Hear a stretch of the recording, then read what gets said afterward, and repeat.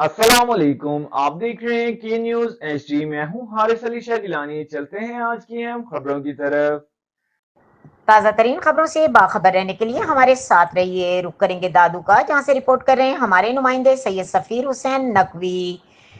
मिहिड़ Bittu bypass पर बिजली की तार से चिंगारी उठने से गंदम की डेरे को आग लग गई। तेज हवा के बायस आग ने घरों को अपनी लपेट में ले लिया। आग के बायस 3 घर जलकर खाकस्तर हो गए। घर के मालिक की जानिब से सोशल मीडिया के जरिए जान बचाने की अपील।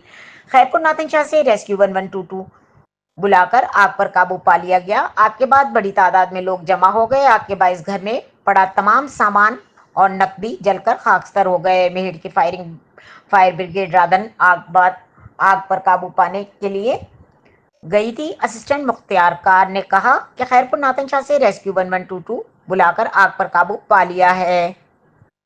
कोई जानी नुकसान नहीं हुआ। राधन में भी एक घर में आतिशज़दगी के बायस घर में मौजूद सामान जलकर खाकस्तर हो गया।